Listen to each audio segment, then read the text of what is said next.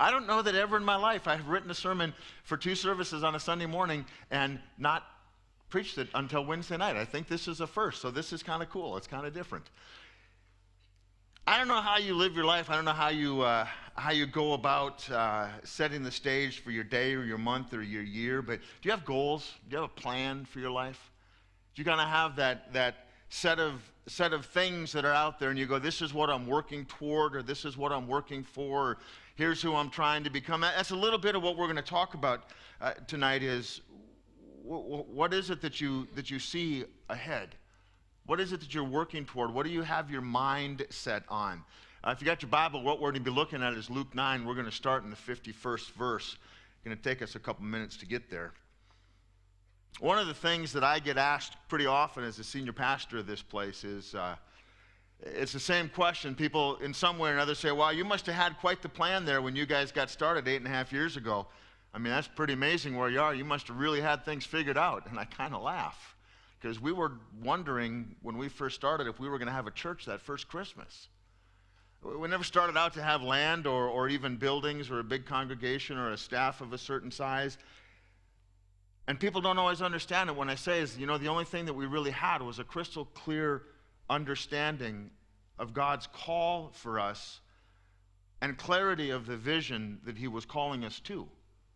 So we understood before we really were even a church that gathered, we understood where it was that God wanted us to go and what God wanted us to do along the way. Every Sunday you hear that we're about 3 things. You hear me say it again tonight, teaching the truth of God's word. Why? Because God's word is as relevant today as the day that it was written. But being people of prayer, why? Because God invites us, the creator of the universe invites us to bring anything that's on our heart, anything that's on our mind, a celebration or a trouble, a problem or whatever it is that we feel, we get to bring it to him because he cares.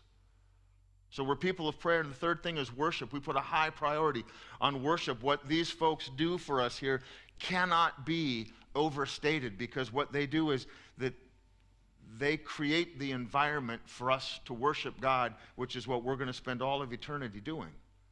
That's not all that we do, and it's not all that we value, but those 3 things are the foundation of the way that God has called us as a church to live out the vision that he had for us when we began all those years ago. Now, we knew that raising up pastors and teachers of his word was going to be critical. Before we even gathered the first Sunday, we knew we were going to do that. We knew that gathering a congregation and growing them as disciples of Jesus and providing the best ministry that we could for the young people were things that we had to be about. Caring for each other and caring for our community. Being a church that made the communities that we're involved with better for our being there. Not expecting them to serve us, but us wanting to serve them. A church that was rooted in missions and carrying out the Great Commission, not just saying that we believe in it, but actively doing it, are all a part of who we are and how it is that we live out during the week, those first 3 things that we talk about every time that we gather for worship. So what's important is that we're clear on the call that God has for us, even if what we're really doing is learning the direction that God will lead us in a little bit at a time. We understand the vision, but we don't always understand the steps along the way. Knowing the importance of the big call on who we are as a church allows us to be flexible and prepared to adapt to things when God makes the details clear along the way. In our passage we're going to look at from Gospel of Luke, 9th chapter, we see Jesus is really clear on the call that God has on his life. Jesus is clear even to the point of having a pretty tense conversation with his disciples. See, they're the ones that get caught up in what they think are the important details, but really it's all just a part of God's plan and the journey that Jesus was on here on earth. And the disciples thought they had it figured out. And all too often, I think people in churches think we've got it figured out because we've got the next new thing or the next great thing or the thing that's going to change everything, when in reality, when God doesn't change, the mission of the church shouldn't change. So let's take a look. Gospel of Luke, 9th chapter, starting in the 51st verse. When the days drew near for him, Jesus, to be taken up, he set his face to go to Jerusalem. The key word is set his face. This is after the transfiguration that you heard about, and this is just before he's going to be going to heaven because his life on earth is going to end. When it says that he set his face, what we would say today is, our phrase would be more like he was determined, or he set his mind to, or my favorite is he was steadfast in his resolve. Jesus set his mind to Jerusalem. I would love to have known what that was like to be around Jesus when he set his mind to something. I have to imagine that was a pretty immovable decision on his part when he set his face to go to Jerusalem. He's entering the last days. The days with his disciples are numbered. He's only got so much time to help them understand their mission, that they're going to carry on and continue this thing that he began, and they still aren't getting it. They still haven't figured it out. They don't understand it. And yet they've got this call from God on their lives as well. And the trip through Samaria, again, it wouldn't have been what they chose. It was out of the way. The disciples would have gone any other route if they could. It was unexpected. It was Jesus doing what Jesus does. But it was one last opportunity that Jesus had out here in the desert to be exposed to another group of people and to teach his disciples yet another lesson. Verse 52. Jesus sent messengers ahead of him who went and entered a village of the Samaritans to make preparations for him. Now, we've talked a little bit about the Samaritans. They're a mixed race group of people. They were probably by blood nearly as Jewish as what the Jewish people were, but the Jewish people thought because of the history of the country and their intermarrying and the divided kingdom and all, they saw the Samaritans as a completely different race of people. Their horrible name for them was the dogs of the desert. There wasn't much respect. So the fact that Jesus would be in their country, much less going to their village to talk to them, is something the disciples just didn't understand. It didn't make sense. And now here they were, and he sends them ahead to make preparations for him. At this point, Jesus has got a pretty large group of people that are following him. So it wouldn't be outside the realm of reason or possibility that as this group, this entourage that followed Jesus, worked its way now toward Jerusalem, that gathering of people that was traveling could very well have been as many in number as the village they were about to go into. It wasn't probably just the 12. It was probably a larger group of people who had fallen under the teaching of Jesus. They'd come under his teaching. They were learning from him. They were growing with him. Knowing how important the value of hospitality was in Middle Eastern culture, my guess is that Jesus didn't want to overwhelm the villagers with the inability to provide a hospitable welcome for them. He was essentially sending out a courtesy party to announce their arrival. It wasn't that Jesus needed or expected special treatment. My guess is it was the sheer size of that group that Jesus wanted to give a little bit of a heads up and a notice. We're on the way, we're going to be there tomorrow. Verse 53. His disciples get there and it says, but the people did not receive him because his face was set towards Jerusalem. This is where we step into this now, and I'll show you in a little bit. Because we read this and we think, wow, they're not very nice people. So here's where the disciples began to get them in trouble. It says two things the Bible does in this verse. Both of them are very clear, the second of which we don't really see. It says the people did not receive them. They weren't open to welcoming Jesus or his followers with hospitality in the village. And that seems like an odd thing. You'd think, well, why would you expect anything else of the Samaritans? But then the second half of the verse tells us why. Why did they not receive him? Because his face was set towards Jerusalem. Something was going on in the spiritual realm that these folks responded to. They didn't hate Jesus. It doesn't say that here. Doesn't say that they don't want to get to know him or that they didn't want to welcome him or that there were too many people or not enough food.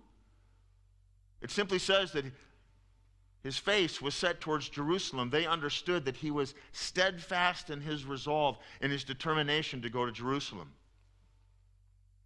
It could be read that in a strange way, they were helping Jesus get to where he was headed. His determination was so strong that this group of people wasn't going to stop him from accomplishing what he had set out to do. Verse 54, and when the disciples, James and John, saw it, they said, Lord, I love this response, Lord, do you want us to tell fire to come down from heaven and consume them? There's a lot going on in that verse. These disciples, they've learned some things. They knew the story of Sodom and Gomorrah. They knew it come from somewhere. They knew that fire came from somebody somewhere, and they knew Jesus was connected to that power. But they didn't say, hey, Jesus, why don't you call down fire from heaven. See, they knew that these very ordinary men, they knew that because who they were with and the power that they had through him, they could literally call down fire from heaven that would devour and consume and destroy the Samaritan village and everyone in it. Do you want us to tell fire they are going to command fire to come down and destroy the village? Were they right in having that authority? Sure they were, because Jesus doesn't ever say, guys, you can't do that. He just walked on the water. They know what he can do. So in their mind, there has been an offense that's been committed. They're ready for a Sodom and Gomorrah fire and brimstone from heaven moment. They're going to stand behind Jesus. You turn him away, watch what we do to you. They wanted to destroy the entire village of people for refusing Jesus. They had this immediate sense of being offended. And they were ready to take tremendously powerful retribution on the part of Jesus, on behalf of Jesus, for what they'd done. Verse 55, though, gets to Jesus' response. But he turned and he rebuked them. Jesus didn't rebuke the Samaritans. Jesus didn't say anything to the village that said, no, keep going, we don't want you here, because they saw that his face was set to Jerusalem. He rebuked the disciples for how easily they were offended, for their misplaced aggression, for not understanding the real business that Jesus was about. Jesus wasn't about being entertained by villages along the way. Jesus was about getting to Jerusalem. And the disciples, they wanted to stand up and protect him because he wasn't doing it for himself. They were offended for Jesus because they wouldn't welcome him into their village.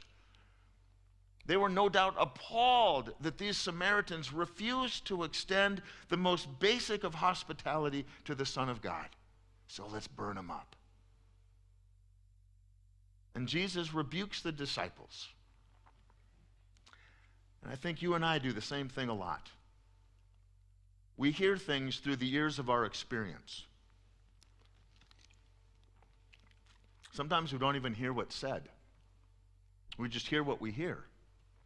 And we make a decision about it. We look at the actions of others and we think that we know what's going on because we know what we would do in a similar circumstance, so this has to be what's happening, even though we have no real idea what's happening in the background. We take a small portion of information and we create a huge scene out of it, which most often we're very wrong about, which is exactly what the disciples did. Now, I'm sure that nobody's ever said or done anything to you that's caused you to emotionally or verbally or physically overreact in a way that was completely out of line. I'm sure you've never done that. But some people do. And the truth is, in ways large or small, at some point or another, we all do it. We all get caught up in that. We think we deserve to be respected, to be treated the way we want to be treated by everyone. The disciples had an idea of what that village should have done for Jesus, and the village didn't do it, and they got angry. We don't get treated the way we think that we should. We think, well, it's only fair. I deserve that, right? We hear somebody say something about us, and we immediately jump to the worst possible scenario for whatever it is that we heard, and we go into mental overdrive, either in our reaction or in plotting to get even. That's what the disciples did. See, they didn't pick up that subtle clue that the Samaritans just saw Jesus resolve and let him keep going. They took it as an offense. They were offended, and they thought they had a right to be offended because, hey, they were with the big guy himself. If you're not going to welcome Jesus, who are you going to welcome? I got news, though. See, Satan is going to use what we wrongly believe is our right to be offended, and he's going to destroy us and the relationships with the people around us. And he's going to destroy it because we're going to think that I have a right to feel the way I feel and to be treated the way that I want to be treated. And Satan is going to convince us that we have every right and we have every expectation of people treating us the way that we should be treated.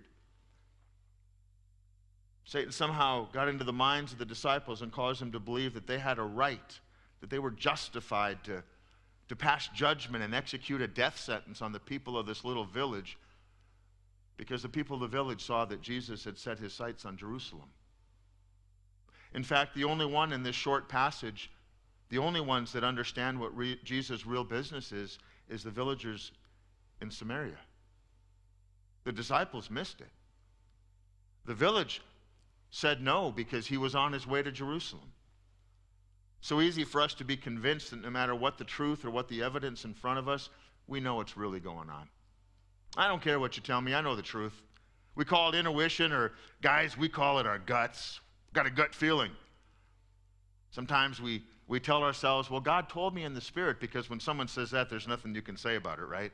I mean, now you're arguing with God through the person. That's dangerous stuff there. But we have this language that we convey that we really know what's going on, when maybe what's really going on is that our own garbage is being played out in a way that's directed more by the enemy of God than by anything God's actually saying to us. The disciples decided that their place was to kill an entire village full of people because they recognized that Jesus was on his way to Jerusalem. See, the fact of the matter is the disciples had no right whatsoever to be offended, and as Christians, neither do you or I.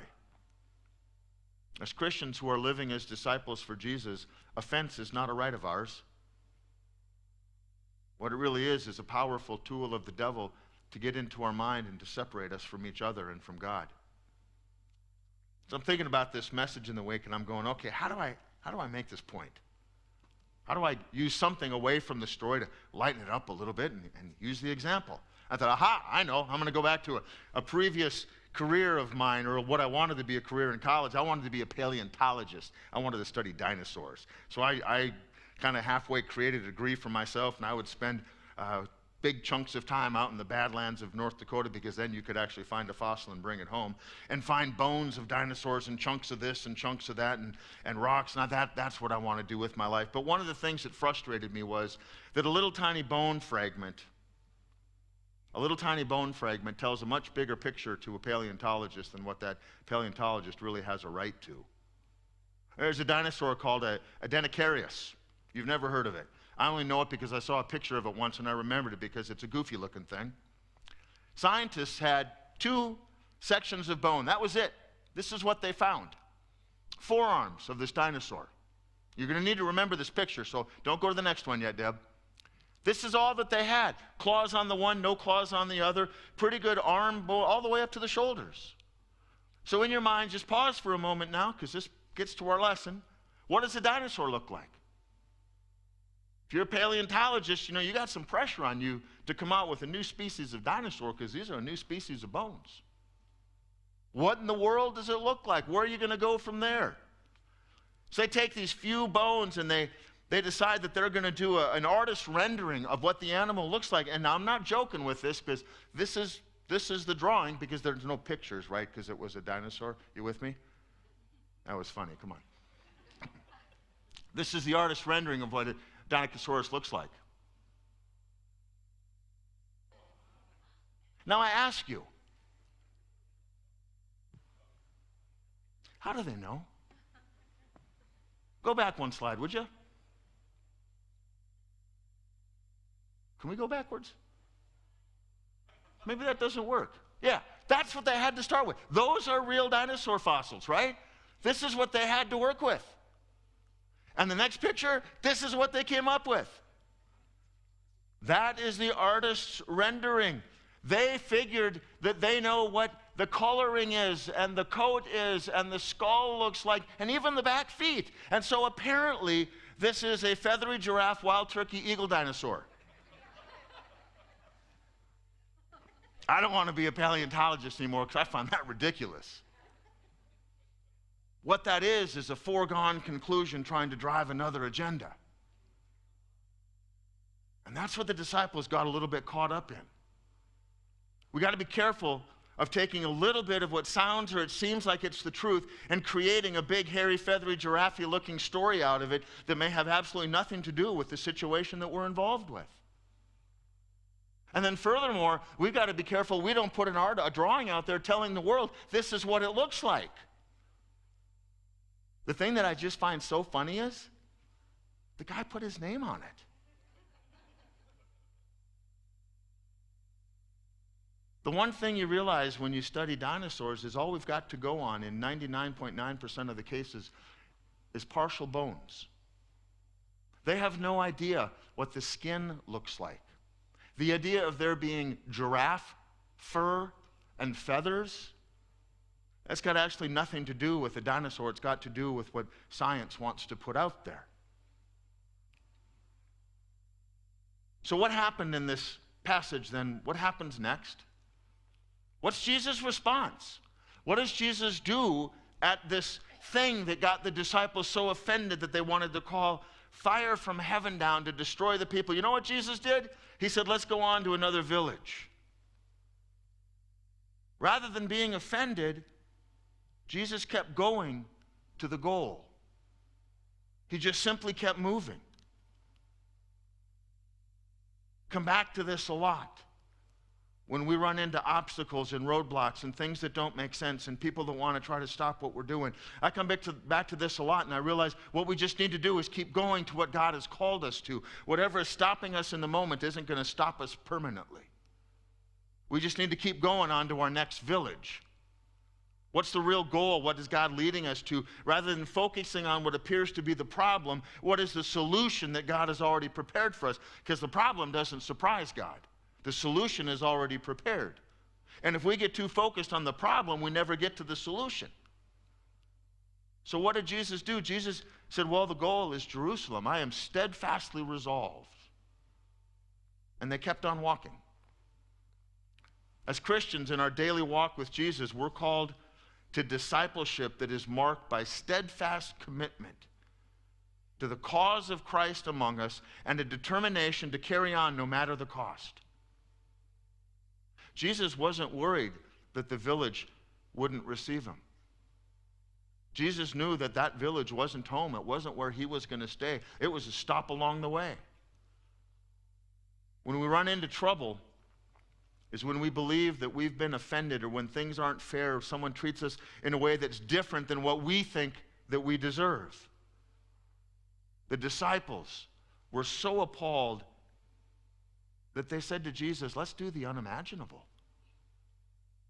And Jesus says, let's go on to the next village. If our primary concern in life is to live as a disciple of Jesus, then we have to do what he did. Let go of any temptations to get swallowed up by offense or fairness or anything else, and continue on in love to the next village. You realize that there's nothing in the text that says Jesus even said a negative word about them? The Son of God, they wouldn't receive him. And he just moved on. So what do? We move on in love to the next person, the next task, the next mission, the next ministry, the next day at work, or the next person that we meet. God never promises that things are going to go our way in life. He simply asks us to follow his way with our lives. And we want things to go our way, but what God says is just follow me in my way. That divine Jesus that Ryan taught us about a couple of weeks ago, who was witnessed in the transfiguration, is now the very human Jesus who's making a mental switch to walk toward the cross in Jerusalem and his death for us. And even though he could have handled this 100 different ways,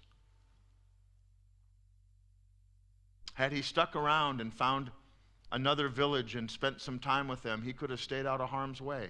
He might have been able to keep living till goodness knows how old. Instead, Jesus lived in God's will for him. He set his face to go to Jerusalem. He was steadfastly resolved to walk into the grip of the enemy to his own death so that you and I, might be saved from our sins and have the assurance of eternal salvation because of him, because he was steadfastly resolved to die for you. At this point, the disciples still didn't understand that. So once again, and we talk about this a lot around here, it comes down to choice, your choice. Will you live for Jesus and keep your eyes on the things above, God's big picture? Or will you get caught up in the little offenses of day-to-day living? If we focus on the Old Testament words of Micah 6:8, and we set our minds to live according to them, God's going to take care of the rest. What does it say? God has told you, O man and O woman, what is good. And what does the Lord require of you but to do justice, to love kindness, and to walk humbly with your God? You know what? You can do that. You don't have to reinterpret the Bible. You don't have to create a new political agenda. You don't even have to run for office. But you can do that. Or you're going to get caught up in the daily grinder of feeling offended, of feeling sorry for yourself, of feeling like you're not being treated fairly, of wanting others to suffer because of how you feel. And that's exactly what the disciples did. They wanted those villagers to suffer because how they made the disciples feel. Of asking God to call down fire and brimstone on anyone who's ever wronged you. And yeah, you can point your finger at others' misdeeds and mistreatments of you all day long, and at the end of the day, all that you're going to have is you and your pointy little finger. I know people who do that. They're miserable. No one's ever going to apologize and make the world right for them, because the fact is there's nothing wrong with the world. It's with them and how they see it. The disciples, remember, were the ones rebuked by Jesus, not the villagers. It's your choice. Matthew 22:37-39, Jesus says, you shall love the Lord your God with all your heart, with all your soul, and with all your mind. This is the great and first commandment. And the second is like it. You shall love your neighbor as yourself.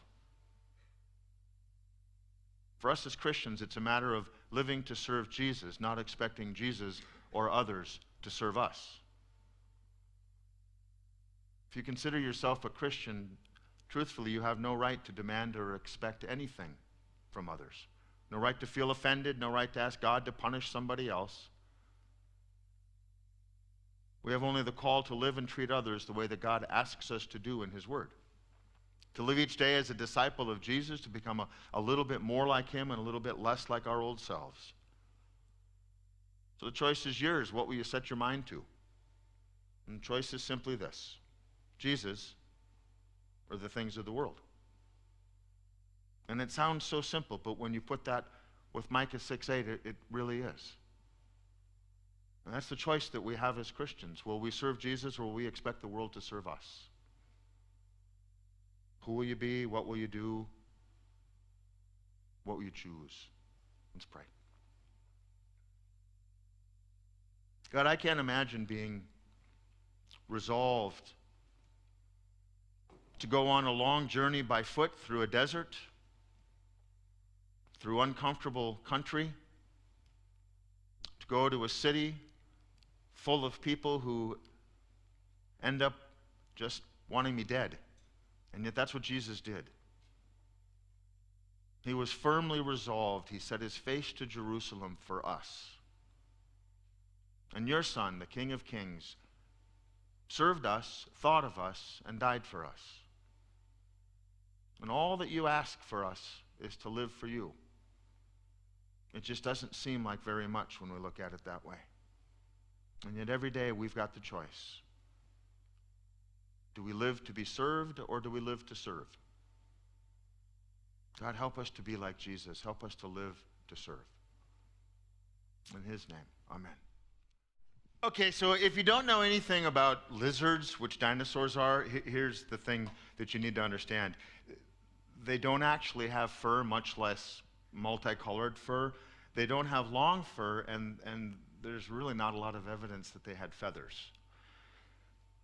But a lot of the stuff that we get all bunched up over is about as goofy.